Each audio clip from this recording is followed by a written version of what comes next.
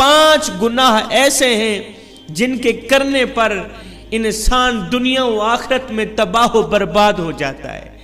5 گناہ ایسے خطرناک گناہ ہیں جن گناہوں کے کرنے پر انسان دنیا میں بھی ذلیل، آخرت میں بھی ذلیل، دنیا میں بھی برباد، آخرت میں بھی برباد۔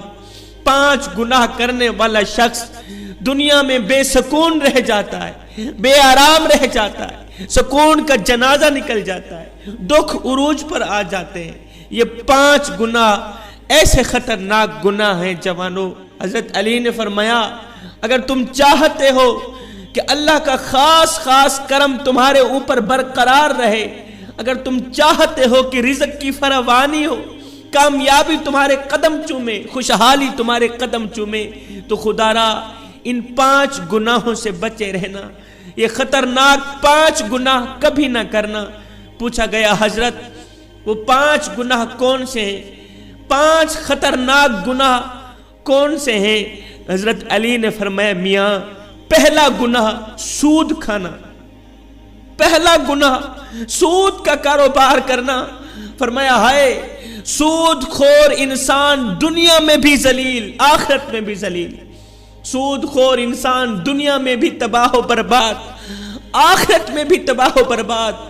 سود خور انسان کو کبھی بھی عزت نہیں ملتی، کبھی بھی سکون کی نیند نہیں سوتا۔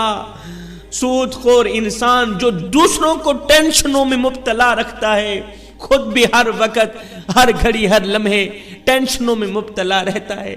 طرح طرح کی پریشانیاں اسے گھیر لیتی ہیں، طرح طرح کی مصیبتیں اسے گھیر لیتی ہیں۔ فرمایا قیامت کے دن سود خور انسان ایسے اٹھیں گے کہ ان کے چہرے مسخ کر دیے جائیں گے۔ ایک سود خور انسان سیڑھی سے نیچے گرا، منہ کے بل زمین پر گرا، وہیں مر گیا۔ بیٹا کئی روز تک باپ کا غم مناتا رہا۔ ایک رات بیٹے نے باپ کو خواب میں دیکھا، دیکھ کر پوچھا ابا تیرے ساتھ کیا معاملہ ہوا؟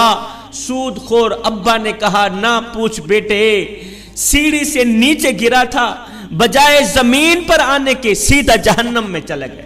حضرت شیخ سعدی رحمت اللہ تعالی علیہ فرماتے ہیں میں ایک نیا مکان خرید رہا تھا، مکان کی تلاش میں تھا، اتنے میں ایک سود خور میرے پاس آیا، مجھے کہنے لگا یہ مکان خرید لو، عمدہ مکان ہے، اس میں کوئی عیب نہیں ہے، اچھا مکان ہے، میں آپ کا ہمسایہ ہوں، اسی محلے کا رہنے والا ہوں، آپ کا پڑوسی بن جاؤں گا، آپ کا ہمسایہ بن جاؤں گا۔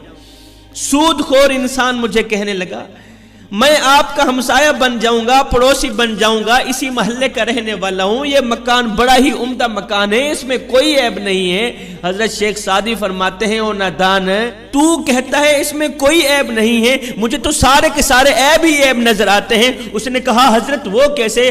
آپ نے فرمایا اس سے بڑا عیب کیا ہوگا کہ تو میرا پڑوسی ہے، اور اس سے بڑا عیب کیا ہوگا کہ ایک سود خور میرا پڑوسی ہے، اور جہاں تجھ جیسا پڑوسی ہو وہ مکان تو مفت میں بھی ملے پھر بھی مہنگا ہے۔ خدا را جوانو اگر دنیا و آخرت میں عزت چاہتے ہو، اگر دنیا و آخرت میں مقام چاہتے ہو، اگر تم چاہتے ہو خوشحالی تمہارے ساتھ رہے، رزق کی فراوانی ہو، اگر تم چاہتے ہو کامیابی تمہارے قدم چومے، تو سود کبھی نہ کھانا، سود کا کاروبار کبھی نہ کرنا۔ فرمایا دوسرا گناہ کسی نیک عورت پر تہمت لگانا، کسی نیک متقی پرہیزگار عورت پر تہمت لگانا۔ کسی عورت پر تہمت نہ لگایا کر، کسی کی بیٹی پر تہمت نہ لگایا کر اس سے پہلے کہ تیری بیٹی کے اوپر تہمت لگائی جائے۔ میرا اللہ فرماتا ہے جو شخص کسی عورت پر تہمت لگاتا ہے، جو کسی نیک عورت پر تہمت لگاتا ہے، حالانکہ وہ اچھی ہیں، نیک ہیں، متقی پرہیزگار ہیں، نمازیں پڑھتی ہیں، روزے رکھتی ہیں، وہ اچھی ہیں۔ جو شخص کسی اچھی عورت پر تہمت لگاتا ہے، جو شخص کسی نیک عورت پر تہمت لگاتا ہے، وہ دنیا و آخرت میں ذلیل و خوار ہو جاتا ہے۔ خدا را جوانو میں یہاں پر تمہیں ایک سونے کی تختی پہ لکھنے والا جملہ دے کے جاؤں گا، اگر تم کسی کی بیٹی سے نکاح نہیں کر سکتے تو نہ کرنا، کوئی بات نہیں، خدا را کسی کی بیٹی کے اوپر تہمت بھی نہ لگانا۔ ہائے وہ بڑا باپ جو اپنی بڑی کمر پہ بوریاں لاد لاد کے دن رات محنت مزدوری کرتا رہا، दिन रात ओवर टाइम लगा के मेहनत मजदूरी करके बूढ़ी कमर पे बोरियां लाद लाद के उसने अपनी बेटी को जवान किया, बेटी को पढ़ाया लिखाया।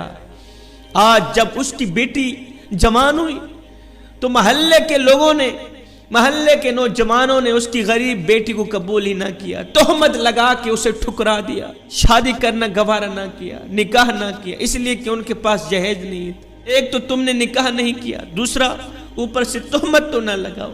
फरमाया अगर तुम चाहते हो कि दुनिया और आखिरत में तुम्हें इज्जत मिले, मकाम मिले, खुशहाली मिले, तो किसी नेक औरत पर तोहमत ना लगाना।